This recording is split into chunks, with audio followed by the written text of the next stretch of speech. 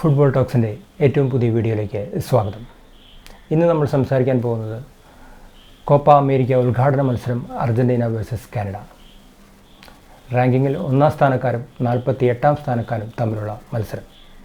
റാങ്കിങ്ങിലെ ഈ അന്തരം കളിക്കളത്തിൽ കാണാൻ സാധിച്ചില്ല എന്നത് തന്നെയാണ് വാസ്തവം. എങ്കിലും എതിരില്ലാത്ത 2 ഗോളുകൾക്ക് അർജൻറ്റീന വിജയിച്ചു കയറി.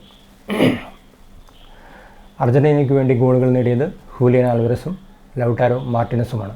ഹൂലിയൻ ആൽവരസിൻ്റെ ഗോളിന് അസിസ്റ്റ് നൽകിയത് മാക്കലിസ്റ്ററും ലൗട്ടാരോ മാർട്ടിനസിൻ്റെ ഗോളിന് അസിസ്റ്റ് നൽകിയത് ലിയോ മെസ്സിയുമാണ്. മത്സരത്തിൽ 4-4-2 എന്ന ഫോർമേഷനിലാണ് ഇരു ടീമുകളും കളത്തിലിറങ്ങിയത്. കാനഡയുടെ ഭാഗത്തു നിന്ന് നോക്കുകയാണെങ്കിൽ ഒരു ഫിയർലെസ് പെർഫോമൻസ് തന്നെയാണ് അവർ കാഴ്ചവെച്ചത്.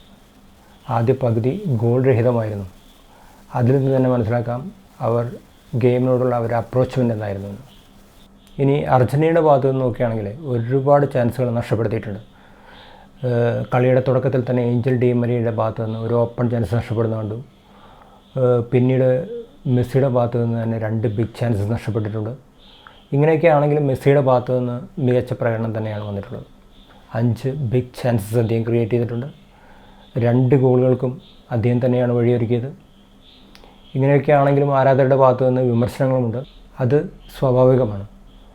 അദ്ദേഹം തന്നെ ക്രിയേറ്റ് ചെയ്ത് വെച്ചിട്ടുള്ളൊരു ബെഞ്ച് മാർക്കുണ്ട്. ആ പ്രകടനത്തിലേക്ക് എത്താൻ പറ്റിയില്ലെങ്കിൽ ആരാധകരുടെ ഭാഗത്തു നിന്ന് വിമർശനങ്ങളുണ്ടാകും. നമുക്കറിയാം, ലാസ്റ്റ് വേൾഡ് കപ്പിലെ ആദ്യ മത്സരത്തിൽ അർജൻറ്റീന തോറ്റുകൊണ്ടാണ് തുടങ്ങിയത്.